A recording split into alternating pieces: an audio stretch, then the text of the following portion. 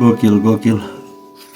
Eyo, apa kabar kawan-kawanku? Semoga kalian sehat walafiat ya, harus sehat. Yang kerja, semangat kerja, yang nganggur cari kerja. Jadi men, malam hari ini gue lagi mendapatkan satu kasus atau satu kejadian yang menurut gue, buset, gokil nih cerita men. Menurut gue sedih sih. Gue sampai baca skrip yang gue buat, gue nangis men.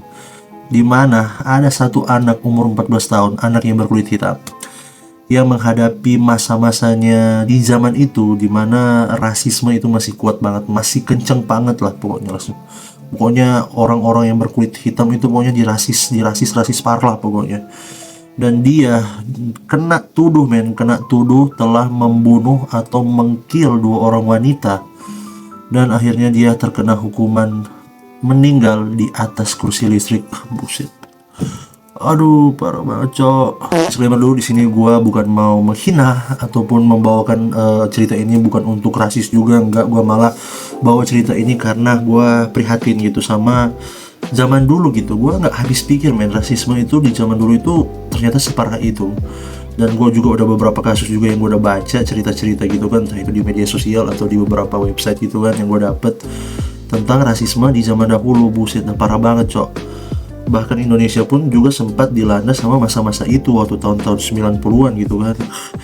Jadi ya itulah, di malam ini gue akan ceritakan satu kasus. Jadi jangan lupa siapin kopi, snack, makanan, rokok, apapun itu ya. Dan shut your mouth and listen my voice. Jadi ini kawan, ceritanya berawal pada tahun 1944 kawan, dimana masa itu adalah masa-masa dimana rasisme itu begitu kuat, rasisme itu begitu keras di zaman itu kawan. Dan ya, gue juga ada banyak banget gue dengar cerita dari beberapa, entah itu di media sosial, video, bahkan di beberapa berita gitu kan, tentang rasisme. Dan di zaman itu memang benar-benar rasisme itu benar-benar parah banget, dimana orang berkulit putih itu nggak suka gitu sama orang-orang yang berkulit hitam. Dan kasus ini, kejadian ini tuh menimpa seorang anak bernama George Sidney Junior men, yang umurnya itu masih 14 tahun, tingginya cuma 1000, tingginya itu cuma 150 cm, beratnya juga cuma 40 kg men. Dan dimana dia dituduh telah menghilangkan nyawa dua orang perempuan yang bernama Betty Juni Biniker dan umur 11 tahun, dan Mary Emma Thomas umur 8 tahun. Nah, jadi awal kejadiannya ini kawan, si dua perempuan ini, si Betty ini sama si Mary ini, mereka itu kayak pergi mencari bunga lah, kayak mereka itu kayak lagi jalan-jalan nyari bunga lah, namanya juga anak kecil gitu kan. Nah, setelah beberapa saat ya mereka tiba-tiba hilang gitu, orang tuanya nyari kemana-mana nggak dapet. Nah, akhirnya dilaporlah ke polisi. Nah, akhirnya pada saat polisi nyari, dua perempuan ini itu ditemukan di dalam sumur. Ya, di dalam sumur kawan. Buset lah, lu bayangin gimana caranya dua perempuan ini, anak kecil ini, tiba-tiba bisa ada dalam sumur men. Dan kondisi si dua anak perempuan ini, pas waktu polisi ngecek, ternyata itu di kepalanya mereka berdua ini itu kayak ada bekas, kayak ada bekas hantaman benda tumpul men. Jadi kayak entah itu kayu, entah itu apa, kayak pokoknya tumpul terus dipukul lah di kepala mereka sampai mungkin mereka meninggal gitu, terus akhirnya dibuang ke dalam sumur. Nah, akhirnya setelah beberapa jam setelah penemuan mayat ini, kebetulan si George kecil ini dia itu lagi di sekitaran area gak jauh lah dari area sumur yang ditemukan polisi ini gitu kan. Gak banyak tanya men, gak banyak bacot-bicit, tiba-tiba si George ini ditangkap sama polisi. Terus dia itu dituduh dia yang melakukan pembunuhan atas dua gadis ini. Nah, akhirnya di situ pun nggak ada saksi juga kan, nggak ada orang, cuman polisi gitu kan. Dan ya namanya juga rasisme gitu kan, jadi nggak ada yang berani kayak membantah gitu kan, meskipun ada orang-orang yang mungkin cuma beberapa gitu kan, ya orang-orang kulit putih gitu di saat itu gitu. Ya, dan akhirnya si George pun akhirnya diinterogasi sama polisi. Dan kasihannya men, di saat diinterogasi si George ini sama polisi, ya namanya juga masih anak kecil cok, dia nggak bisa ngomong apa-apa, dia juga nggak bisa membela diri gitu kan, cuman sendiri dengan berapa orang ya, entah ada belasan orang, entah itu polisi, hakim juga mungkin di situ, yang berkulit putih, dan mereka otomatis dengan keadaan yang rasisme seperti itu otomatis menyalahkanlah si George. Bahkan yang paling parah nih, keluarga si George ini disuruh cabut jauh-jauh karena takut diobrak-abrik sama massal gitu. Jadi kayak kalau mereka keluarganya ada di situ, otomatis kan keluarganya itu kan berkulit hitam, takutnya malah dibantai nih sama orang-orang yang berkulit putih pada saat itu.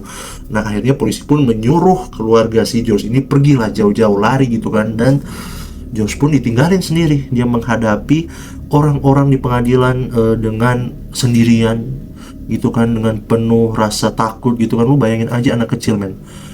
Ya, gua aja speechless cok baca ini. Dan setelah proses hukum pun dijalankan, akhirnya hakim pun menyatakan kalau George bersalah men.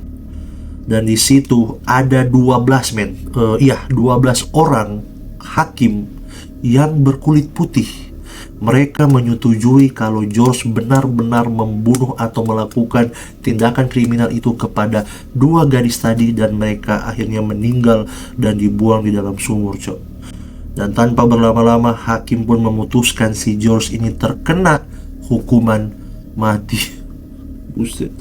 Dan ini ini adalah bagian yang benar-benar bikin gue sedih banget.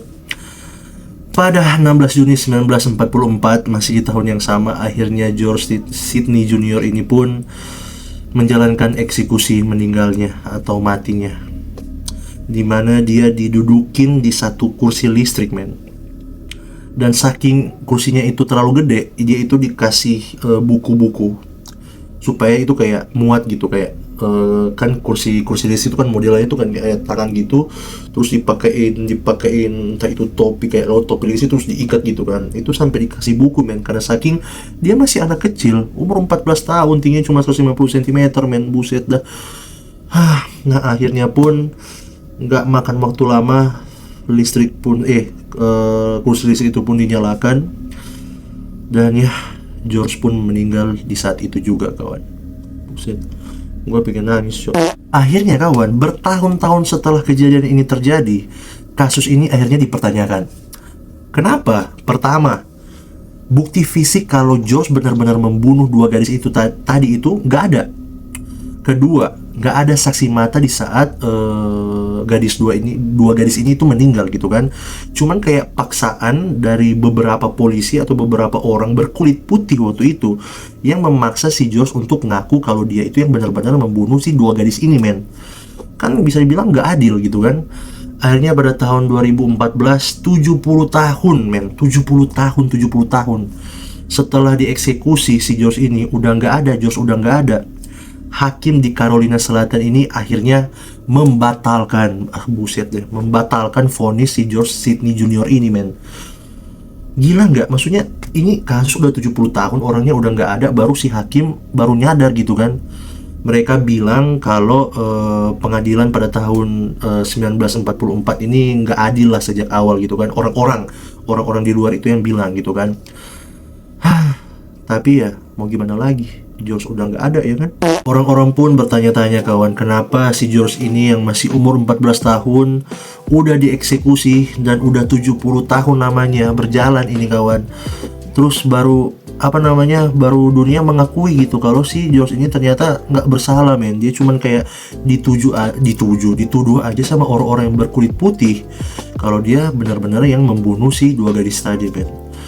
Dari sini ya ya gue pikir ya gila banget ya, maksudnya rasisme zaman dulu itu separah itu kah sama orang yang berkulit hitam. Itulah kawan, itu aja ceritanya pada malam hari ini. Sorry banget kalau mungkin gue ngomongnya agak patah-patah, karena ya gue masih emosional gitu kan, karena gue nggak sangka gitu. Gue baca ini aja pertama gue nangis men, gue nyusun skrip ini aja gue nangis cok. Jadi gitu aja kawan untuk video malam ini. Mohon maaf kalau ada kata-kata yang mungkin gua salah, informasi yang mungkin gua salah. Coba tolong kalian koreksi deh, coba deh kalian drop di kolom komentar pendapat atau opini-opini kalian tentang si George ini. Apakah dia benar-benar membunuh si 2 gadis kecil tadi atau bukan? Kalau menurut gua sih bukan sih ya, ini cuma karena perkara rasisme doang. Jadi itu aja. Jangan lupa klik tombol subscribe-nya, karena subscribe itu gratis dan subscribe itu sangat berguna bagi saya gitu ya. Dan jangan lupa juga like video ini kalau kalian suka dengan konten-konten seperti ini ya kawan. Nggak bisa banyak ngomong. Bye bye, see you.